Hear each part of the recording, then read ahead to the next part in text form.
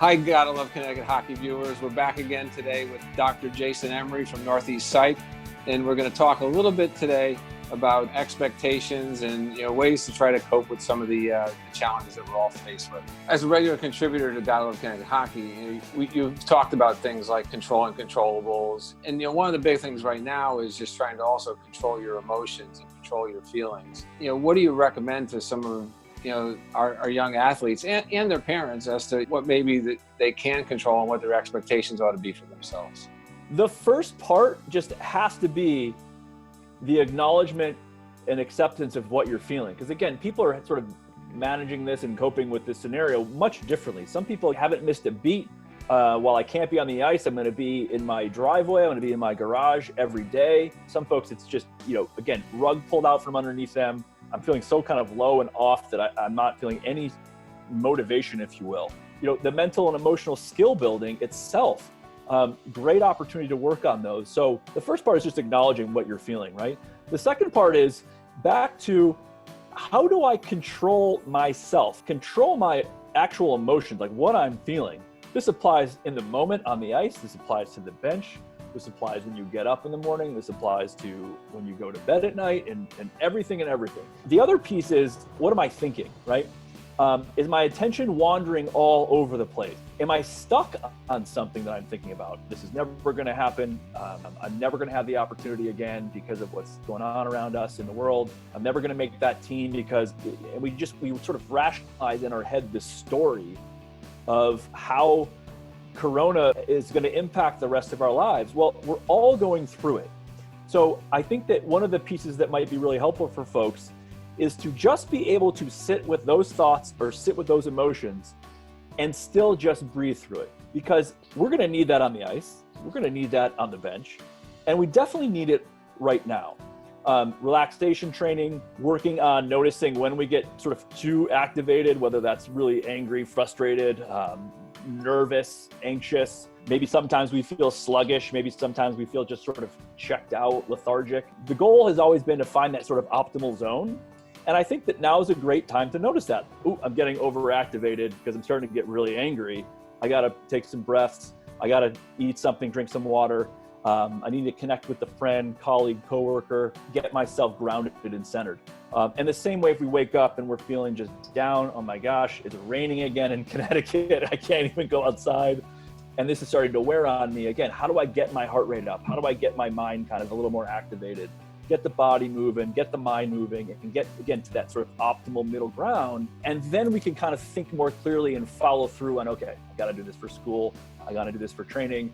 But I think the first part is just to acknowledge when we're kind of in those outlier areas, either overly frustrated, overly anxious, or just, totally kind of fatigued, checked out. And what do we need to do? What are those strategies to kind of get us in the middle? For those who played with me in the past, they know I'm a pretty structured and disciplined kind of person. For me, part of it has been to try to build a little bit of structure around what we've got going on at home.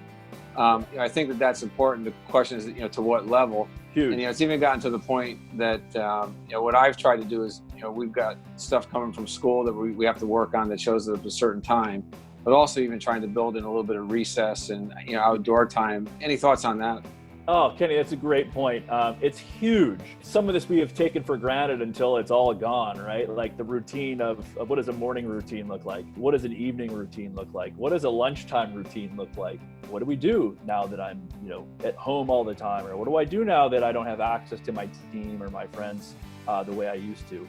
The structure piece is huge. There's some freedom in being able to be a little more flexible than usual, but whether we're trying to achieve certain goals, whether we're just feeling off because that structure is gone, building routine in order to create that structure is imperative. You and I are very different in this respect. I look to you for certain structure because I typically am like, let's improv and wing it, right? That's sort of that's where I sort of live. But the idea of, is that working or not for me or for my family or for my team or my training, whatever it may be? If it's not, start adding pieces of routine that currently aren't there. Maybe you add a different routine in your morning. The first thing I do when I get up, I grab a full glass of water and I sit and I'm just still or meditate or whatnot for 5-10 minutes. Okay, maybe I never did that before. but that helps me just kind of get to that next step of my day. Or I love the example that you just used of recess, for instance. Like, what does the midday for millions of kids out there look like on any given day, Monday through Friday, for a significant portion of the year? They're eating, they're with friends, they're hopefully getting some sort of exercise. So how do I even add that to my day? And then, of course, there's the evening piece, building in sleep routines or building in family time or friend time, something that helps us kind of wind down during the day that we're intentionally putting into place in order to just help us sleep. Or maybe it's help us sleep early enough so that we can get up and do the stuff that we have to do. So I think that it's a huge thing to add routines to our day. It can be big things, it can be little things, it can be alone, it can be with other people. But I do think being intentional about creating that and the opportunity to say, hey, I'm going to add this new piece to my morning, we have a great opportunity. And actually, it's going to help us get through this. Jason, thanks once again for sharing some great thoughts. And obviously, this is a very challenging time for all of us. And anything we could do to try to pull together and be strong as a hockey community is greatly appreciated. So thanks for your help and support. Absolute pleasure. Thanks for the opportunity. And yeah, we're all in this together. And we'll get through.